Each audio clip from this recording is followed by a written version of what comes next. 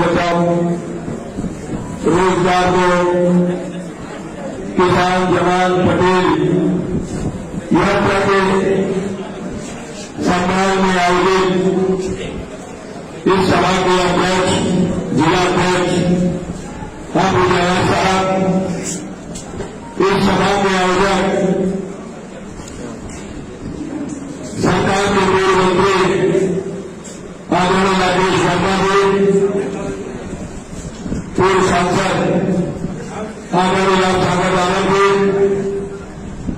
पूर्व विधायक राम मगन जी, वर्तमान विधायक गौरव रावत जी, पीछे कोई पड़ा एमएलसी भाई राजेश यादव,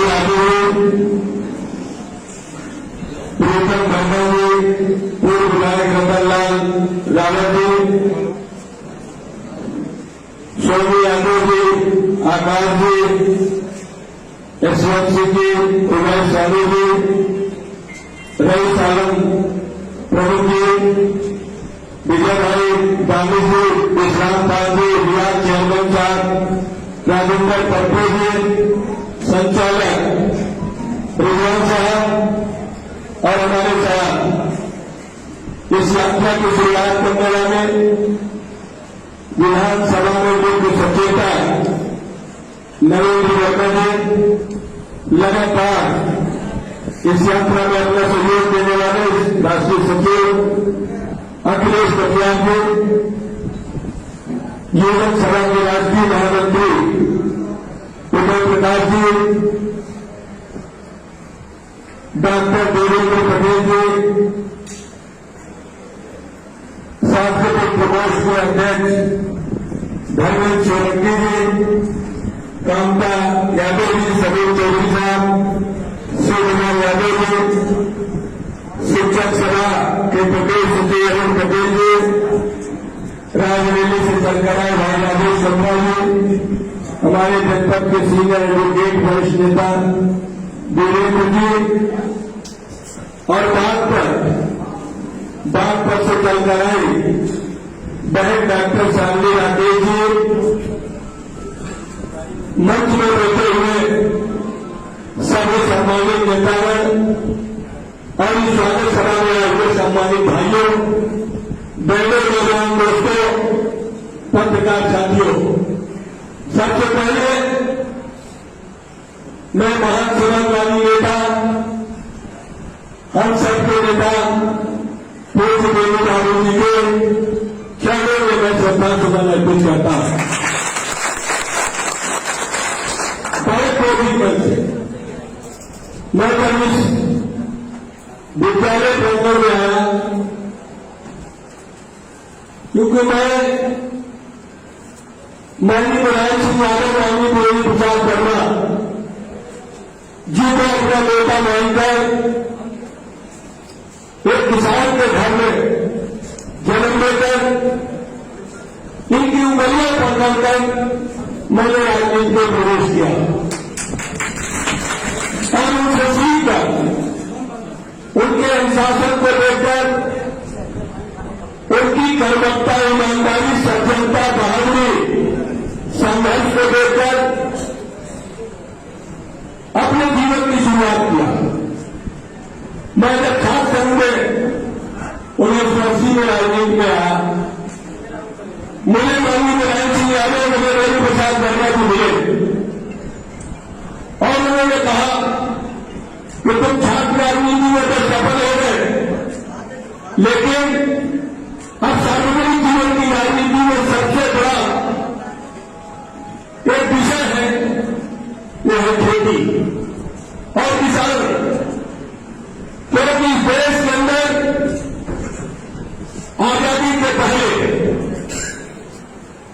देश के महान संग्राम, स्वतंत्रता संग्राम सेनानी, भारत के पूर्व गृहमंत्री सरदार वल्लभ भाई पटेल ने इस देश के लाखों किसानों को एकत्र कर नामबंद करके इस देश की आजादी में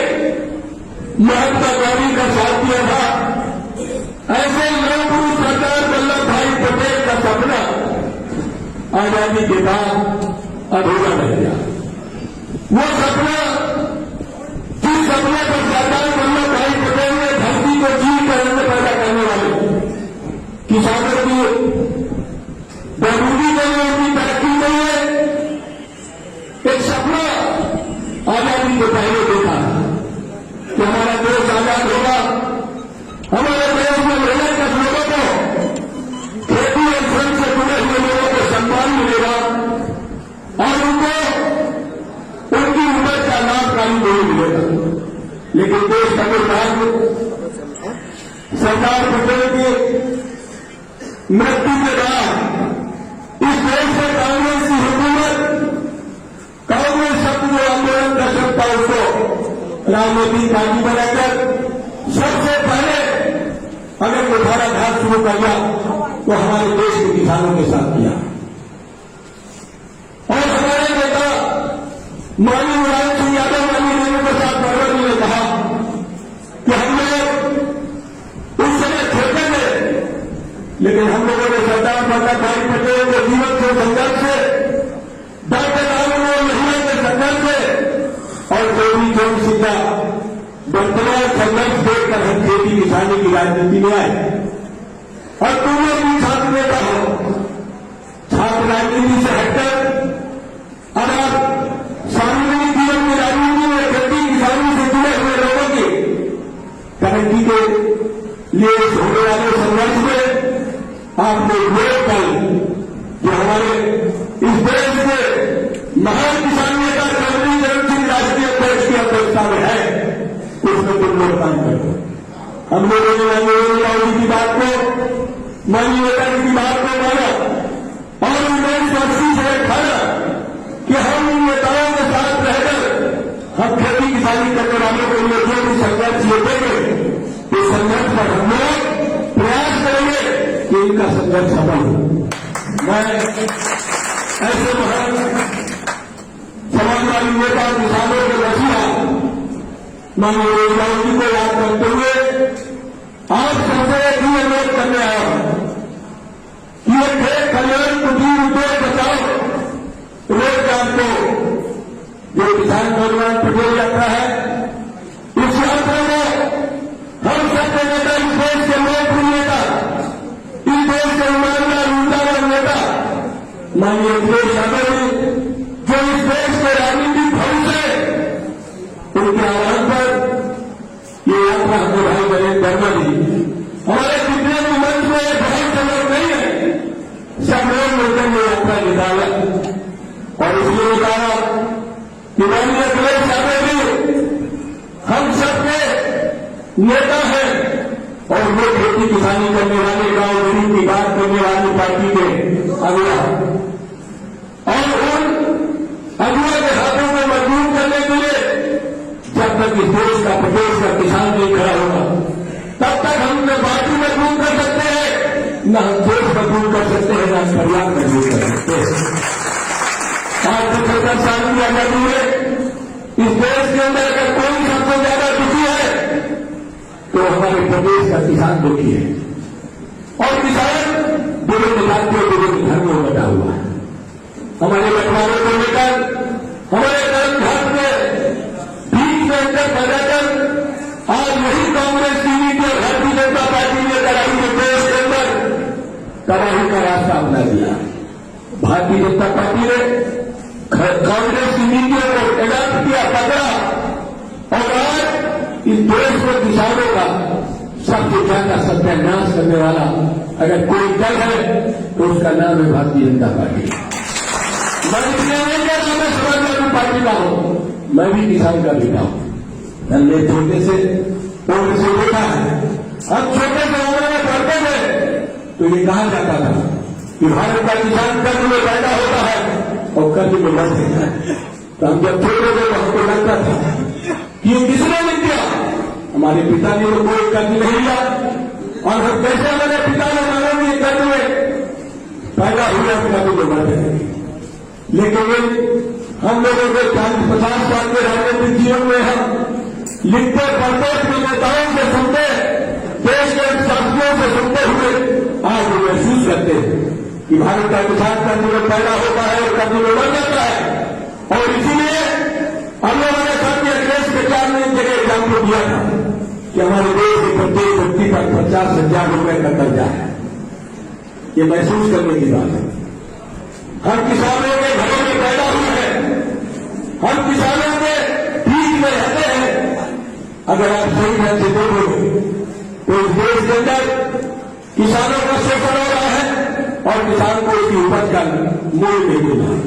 भारतीय जनता पार्टी लगातार इस बात का विरोध अपनी रही है कि हम किसानों को लाभकारी मूल्य दे रहे हैं, हम किसान की आय को दुगना कर रहे हैं। आप पढ़े लिखे हो, मैं जानता हूं आप राजनीति में हो, समाजवादी धरती को राम सेवक जी की धरती के हो और आप सब जानकार हैं। आप जानकार हैं, मैं आपको जानकारी नहीं बल्कि हम 12 वर्ष से बहुत कुछ सीख कर जाते हैं। यहां पार्टी के लोग हैं और पार्टी के लोग मुझसे कोई कम जानकार नहीं है, सभी लोग जानकार हैं।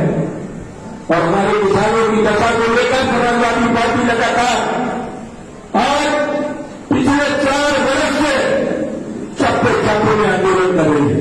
जब हम किसान यात्रा निकालते हैं, किसान सम्मेलन करते हैं, किसानों के लिए प्रदर्शन करते हैं, किसानों के लिए धरना देते हैं, हमारे हजारों लोगों के ऊपर भारतीय जनता पार्टी लाठीचार्ज करती है या उनको बसाती पकड़ने लगाती है। आज उत्तर प्रदेश के अंदर कोई पार्टी भारतीय जनता पार्टी से टक्कर ले रही है या उसको हराने का काम करेगी तो उसका नाम है समाजवादी पार्टी। आप समाजवादी पार्टी के आप सभी समाजवादी पार्टी के बहादुर साथी हैं। आपकी बहादुरी से, आपके परिश्रम से, आपकी ईमानदारी से, आपके वफादारी से समाजवादी आंदोलन आगे बढ़ा है। भाई राकेश वर्मा आपके नेता है, राम सागर जी आपके नेता है। इन नेताओं के निर्देशों पर आप मन मृत्यु के लिए तैयार रहते हैं। इस बात की मुझे खुशी है कि आप सब लोग खेती करने वाले लोगों पर आप विशेष ध्यान दीजिए। समाजवादी पार्टी ने ये बात कही, हम समय के अंदर आपको याद दिलाना चाहते हैं।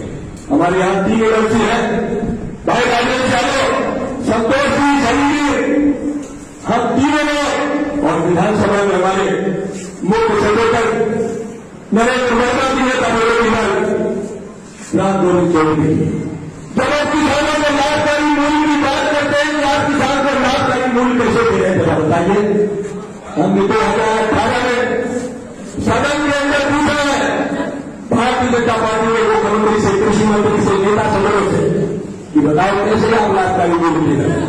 हमें एक बात बता दो कि किसान के गेहूं का, किसान के धान का लागत मूल्य क्या है।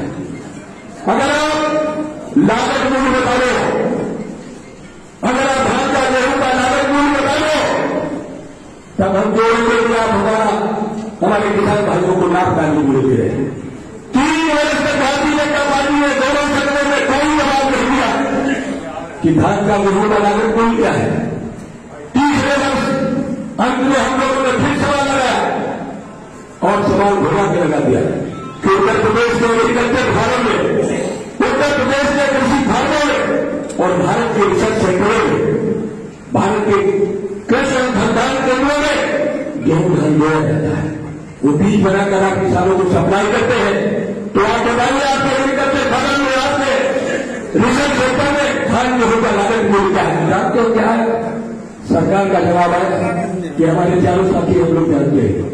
सरकार ने कहा कि गेहूं का लागत मूल्य, गेहूं का लागत मूल्य 2650 रुपया क्विंटल है। 2650 रुपये क्विंटल लागत मूल्य है। यह एग्रीकल्चर फार्म में और रिसर्च सेंटरों का जवाब है। धान का लागत मूल्य 2750 रुपये क्विंटल है। 2750 रुपये क्विंटल लागत मूल्य है।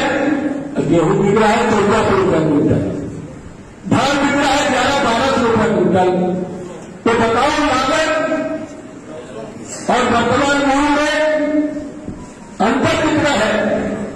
1200 रुपया, 1100 रुपया, 1000 रुपये कम में बिक रहा है। और बीजेपी हमको भड़का रही है। बीजेपी हमारे बीच में, हमारी बिरादरी में दलालों को लेकर प्रचार कर रही है कि हम किसानों को लाभकारी नहीं दे रहे। आप पढ़े लिखे लोग हो, हम मीडिया के सामने बोलते हैं, हम देश के नेताओं के सामने हमारे नेता माननीय अखिलेश यादव जी ने लोकसभा के अंदर, राज्यसभा के अंदर हमको पार्टी ने यही तो पूछ लिया कि जो 3 काला कानून आए हो, इन 3 कानूनों पर चर्चा कराना लोकसभा राज्यसभा के अंदर लोगों पार्टी जनता पार्टी चर्चा कर नहीं कर रहे हैं। और बिना चर्चा के 3 काला कानून उसी के पास कर लिए। और यही कारण है 1 साल से लगातार हमारे देश के किसान, बल्कि बाराबंकी के भी बहादुर किसान, जहां पहले हमारी स्वामी राकेश बता रहे कि हम गाजीपुर बॉर्डर में, वहां पर 1 साल से ज्यादा गर्मी बरसात को बर्दाश्त करते हुए धरना दे रहे हैं, लेकिन बीजेपी की सरकार उनकी बातों पर कतई नहीं ध्यान देती, क्योंकि भारतीय जनता पार्टी किसान विरोधी है, खेती विरोधी है। ये बात हमारे नेता माननीय देवी प्रसाद कर रहे हैं। माननीय मुलायम सिंह यादव ने हम लोगों को 1989 में बता दिया कि भारतीय जनता पार्टी जो चरित्र की पार्टी है, भारतीय जनता पार्टी झूठों की पार्टी है, भारतीय जनता पार्टी की कतनी करने में भेद है, भारतीय जनता पार्टी दोनों ही पार्टी। ये बात मुझे माननीय देवी प्रसाद करवा देंगे। माननीय मुलायम सिंह यादव ने वही बात में रहते हो, याद मुझको दिखाई पड़ रहा है कि भारतीय जनता पार्टी की कतनी करने में कितना भेद है कि गेहूं का लागत मूल्य नहीं मिला, लाभकारी मूल्य को छोड़िए, 2 लाख छोड़िए, स्वामी की रिपोर्ट को छोड़िए, धान का गेहूं का आधा लाख मूल्य है। अभी सरकार ने पिछले दिनों में 175 रुपये गेहूं का लागत मूल्य, गेहूं का समर्थन मूल्य घोषित किया, 1800 रुपया, 65 रुपया धान का समर्थन मूल्य घोषित किया। हमारी फसलों का दाम भारत सरकार तय करती है और कारखाने में बने हुए सामान का दाम उद्योगपति तय करते हैं। ये कांग्रेस करती थी, आज उससे 2.5 हाथ आगे बढ़कर के भारतीय जनता पार्टी काम कर रही है। किसान भाइयों के परिवार में पैदा होने वाले भाइयों, ये लड़ाई मामूली नहीं है, ये लड़ाई छोटी नहीं है, ये लड़ाई बड़ी है।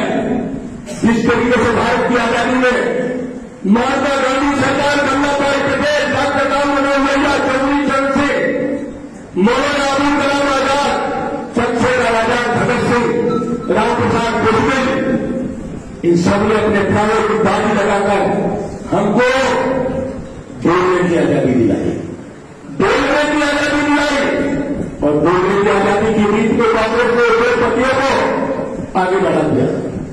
आजाद भारत में इस देश को जब आर्थिक आजादी की जंग मुलायम सिंह यादव, माननीय देवी प्रसाद जारी किया था। और मैं बड़े भाषण के साथ कहता हूं कि हमारे नेता चौधरी चरण सिंह के दोनों नेता मिलकर के चौधरी चरण सिंह के अरमानों का भारत बनाने का सपना देखा था कि हम चौधरी चरण सिंह, हमारे आदर्श है, चौधरी चरण सिंह कहते हैं कि जब तक गांव का विकास नहीं होगा, जब खेती का करने वालों का सम्मान नहीं होगा, तब तक देश विकास नहीं होगा, देश सुखी नहीं होगा। ये हमारे नेता मुलायम सिंह यादव जी ने उस बात को लेकर हमसे सुनो, इस लड़ाई में आजादी बोलने के लिए हमारे नेताओं को बदौला आज हम आर्थिक आजादी की लड़ाई लड़े हैं। हम आर्थिक आजादी की लड़ाई का झंडा माननीय अखिलेश यादव के हाथ में है। ये आर्थिक आजादी जब तक बरकरार रहेगी तब तक संघर्ष जारी रहेगा। और आज सूखी धरती को छीनने वाले, पैदा करने वाले नेताओं का अपमान कितना हो रहा है। बाराबंकी के लोग तो समझते हैं आप शहर के नजदीक हैं, पढ़ाई लिखाई ठीक है, आपका ज्ञान सही है, लेकिन समझ भी होना चाहिए। यहां जो बैठे हैं सब समझदार हैं, मैं आपको नहीं कह रहा हूं, लेकिन हमारे लोगों को समझ होनी चाहिए। हम डिग्री कर लेते हैं, हम नौकरी भी कर लेते हैं, हम व्यापार भी कर लेते हैं, लेकिन समझ अगर हमारी अच्छी नहीं है, हम एक जगह पर नहीं रहेंगे, तो बारी बारी से ये लोग चाहते हैं ये लोग फिरके में बटे और हम राज करते रहे, हम हुकूमत करते रहे। इसलिए किसान भाइयों के बीच में अपनी बात को, अपनी अपील को मैंने अखिलेश यादव जी के मैसेज को संदेश देने का आया कि हमको बटेगा नहीं है, हम बटे नहीं, हम एक वोट किसी भी तरीके से मैनेज करें और एक वोट समाजवादी पार्टी की साइकिल में लगवाएं। अगर हम ये काम कर लेंगे तो हमारे देश की डेमोक्रेसी बचेगी, लोकतंत्र बचेगा। अभी बहुत लोगों को मजाक लगता है, यहां डेमोक्रेसी खतरे में है। हम अपने नेताओं से, उनके संघर्ष से सीखते हैं, उनके दिए हुए ज्ञान से सीखते हैं, अनुभव करते हैं कि हमारे देश की डेमोक्रेसी खतरे में है। जिस डेमोक्रेसी के लिए भारत के करोड़ों किसानों ने अपने जीवन को, पूरा जीवन दे दिया, उनकी कुर्बानी, उनकी शहादत बेकार चली जाएगी मित्रों, अगर हमने 2022 में किसी भी तरीके की कोताही कर दी। हम खेती करने वाले लोग इकट्ठे हो, खेती करने वाले लोग अगले पिछले करीब 2-3 साल है, खेती करने वाले लोग हिंदू, मुस्लिम, सिख, ईसाई सब है। और आज सबसे बड़ी खुशी की बात है कि हमारे आपके नेता समाजवादी पार्टी के राष्ट्रीय अध्यक्ष और उत्तर प्रदेश के भावी मुख्यमंत्री अखिलेश यादव जी का सोच बड़ा है। इसीलिए तो अखिलेश यादव जी को हिंदू, मुस्लिम, सिख, ईसाई सब अपना भाई बताते हैं, लेकिन बीजेपी को इस देश के अंदर नफरत की राजनीति जहर बोलने वाली भारतीय जनता पार्टी को हिंदू, मुस्लिम, सिख, ईसाई कोई नहीं, सब लोग मानते हैं, विश्वास कर रहे हैं समाजवाद पर, विश्वास कर रहे हैं माननीय मेरी विचार कर रहा मुलायम सिंह यादव के विचार पर कि ये वो लोग हैं जो कहते हैं वो करेंगे। हम उन्हीं की सत्ता में बैठे हुए हैं। हम अगर अपने पिता के पश्चिमों में चलेंगे, उनके बताए हुए रास्ते पर चलेंगे, उनके आदर्शों पर चलेंगे, उनके दिए हुए ज्ञान पर चलेंगे, तो हमारा भी जीवन अच्छा होगा और हमारे आने वाली आजादों का भी जीवन अच्छा होगा। इस बात को विशेष ध्यान देने की जरूरत है, क्योंकि ये किसान सम्मान यात्रा है। आज मौसम खराब था, जैसे राजेश भाई ने कहा कि लोग कहते कैसे कार्यक्रम होगा, मेरे को नहीं फूट गए आज से कि बाराबंकी में पानी बहुत हो रहा है, मौसम खराब है। मैंने सुनो, हम नए सप्ताह में गर्मी है, हमारी कौन भीगते हुए पानी में धार ले जाती है, हमारी कौन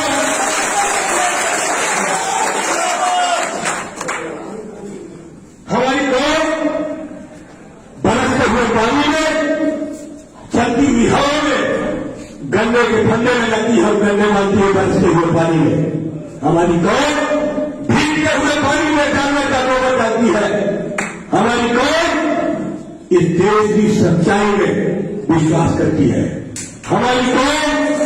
हम खेती करने वाले लोग हैं, हम खेती करने वालों के घर में पैदा हुए हैं, तो अगर हम शराब पीती और जंगली जानवरों को से नहीं करते तो ऐसी जाली सरकार से हम किसी कीमत पर नहीं करते। और इस जाली सरकार को हटाने के लिए हम अपने पूर्वजों से शिक्षा पाए हैं, हम डरने वाले लोग नहीं हैं। और इसीलिए समाजवादी पार्टी की लोकप्रियता, प्रासंगिकता लगातार बढ़ रही है। लोग भरोसा कर रहे हैं कि अगर कोई हटाएगा बीजेपी को तो अखिलेश यादव समाजवादी पार्टी हटाएगी। इसलिए बाराबंकी के भाइयों, आप मुझसे भी ज्यादा समझदार हैं। खेती किसानी करने वाले, कुटुंब उद्योग चलाने वाले अपने भाइयों को इकट्ठा करो, और अगर राजनीति में बड़े नेताओं में कुछ मतभेद हो उसे ठीक करो, क्योंकि हमारी एकता, हमारा संगठन ही विजय से दिलाएगा। बाराबंकी में जिस तरीके का माहौल है, किसानों में बीजेपी से गुस्सा है, नौजवानों में भारी आक्रोश है, महिलाओं में असंतोष है, उससे साफ दिखता है कि अब बार बाराबंकी की सारी सीटें हमको जिता कर देना है, तभी हम मेरी बाबू के सच्चे सिपाही होंगे, तभी हम मेरी बाबू को सच्ची श्रद्धांजलि देंगे।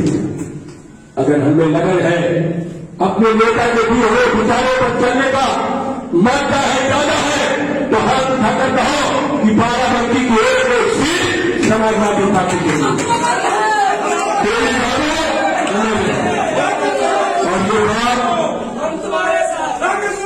संघर्ष करो, तुम संघर्ष करो, तुम संघर्ष करो। अब साथ है, लेकिन चुनाव का सिस्टम बदल गया है, चुनाव का सिस्टम बदल गया, चुनाव का तरीका बदल गया और बीजेपी कांग्रेस बहुत ही षड्यंत्रकारी पार्टी है। इन लोगों ने सभी वोट लूटा, वोट चुराया, वोट खरीदा और बीजेपी इस बार उत्तर प्रदेश के चुनाव में हर कंधे का इस्तेमाल करेगी, हर कंधे का इस्तेमाल करेगी। ये मैं माननीय राष्ट्रीय अध्यक्ष जी की तरह से आगाह करता हूं कि आने वाले चुनाव में 2022 के लिए जो हमारी मतदाता सूची है उसमें भी बहुत सफाई चालू है। जो समाजवादी विचारधारा के गांव है, मोहल्ले है, बिरादरी है, उस सबको मिनिमाइज किया जा रहा है, कम किया जा रहा है, उन्हें 30% वोट कम किए जा रहे हैं। ये बहुत ध्यान देने की बात है। और इसके अलावा चुनाव का तरीका बदल गया। अब की बात 80 साल के ऊपर के लोगों को पोस्टल बैलेट पेपर मिलेगा, पोस्टल बैलेट पेपर मिलेगा। घर घर में 80 साल और 80 साल के व्यक्ति को बैलेट पेपर मिलेगा, उसको मोहर का ठप्पा लगेगा। अभी तक ये नहीं होता। और 80 साल के आदमी मतदाता सूची में अंकित है, लिखे हुए हैं, अपने अपने गांव की पोलिंग लिस्ट मतदाता सूची था और देखो कितने अपने गांव में 70 लोग, 80 लोग, 50 लोग, 10 लोग।